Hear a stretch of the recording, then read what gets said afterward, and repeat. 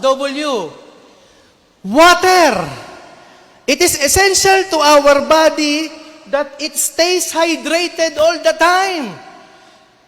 Kailangan ng katawan ng tao ay laging basa or laging hydrated o may lamang tubig. Don't you know that 80% ng tubig goes to or process sa utak? The rest, magsisirculate na lang siya, the rest.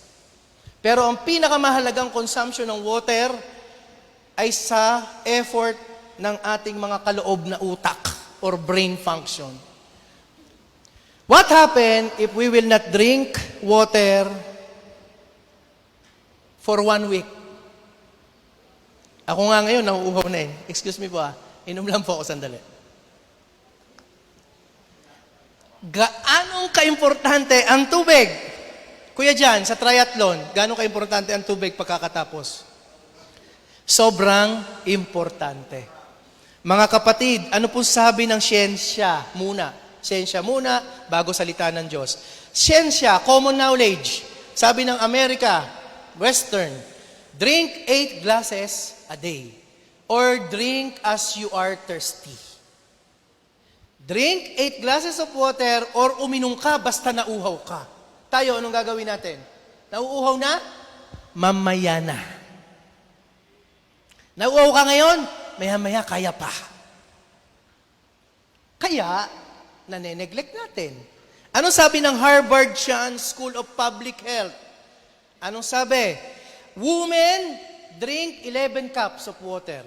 Men, 16 glasses a day. Wow, bagsak ako dito. Bago pa po ako nag-commit ng pagbabago sa aking pangangalaga sa katawan, ako po'y umiinom lamang ng 2 hanggang 3 basong tubig sa maghapon. And I'm so guilty about it. Hindi ko po ito na-monitor for the longest time. Hindi ko po na-monitor. Ano po ang sabi ng American-based National Academy of Science? Matataas po na institution to na nagre-research sila, nagte-testing sila sa mga tao kung anong epekto ng pag-inom ng tubig. Anong sabi nila? Women, 11 cups, men, 15 naman. Hindi naglalayo. Ano ang sabi ng National Academy of Science? Matatalino ang mga tao to. Pinag-aaralan nila ang mga tao. Kung kailan napasok sa dehydration, nagkakasakit, nade-dehydrate, nagiging constipated, maya-maya constipated ka na, diabetic na. Kasi bakit? Sunod-sunod yun eh. It always, ano tawag dyan? Domino effect. Pero saan lang nag-umpisa? Sa hindi pag-inom ng proper na tubig. No? Dami ng tubig. Sabi ng National Academy of Science, 11 glass. So mamili na lang po kayo mga kapatid. Iinom ba ako ng 8, ng 11? It's up to you. Ang paalala ng Panginoon ngayong umaga, uminom tayo ng tubig. Amen? O ano ngayon ang sabi ng dictionary pa sa water? Number 1, in fact, the cell and organ function made up our entire anatomy and physiology depends on water para mag-function. Grabe. Bakit? Water serves as lubricant.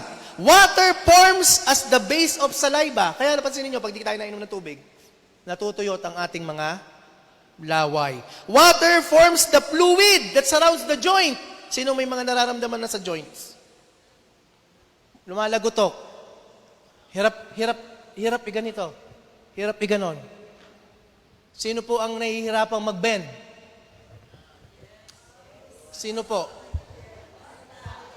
It has something to do with consumption of water. Water. Drink 8 glasses of water. Ano pa? It regulates temperature, cooling and heating, distributed through perspiration. Water helps to alleviate constipation by moving food through the intestine tract and thereby eliminating waste. Mas mabilis kang makakadumi pag ikay pala inom ng tubig. Ang sabi, ang healthy daw, dumudumi ng 2 beses hanggang 3 beses sa isang araw. Tingnan mo ang katabi mo, ilang beses ka dumudumi.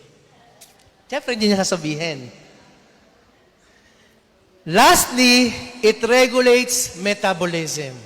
Okay? Drinking 8 glasses of water daily, sabi ng pag-aaral, can decrease the risk of colon cancer by 45%, bladder cancer by 50%, and it can potentially even reduce the risk of breast cancer. Hindi ko po ito sabi. Sabi po ito ng mga matatalinong tao na nagtalaga ng buhay nila para pag-aralan ang mga bagay na ito. Mga kapatid, paalala ng Panginoon, uminom tayo ng tubig. Uminom tayo. Connect natin sa spiritual.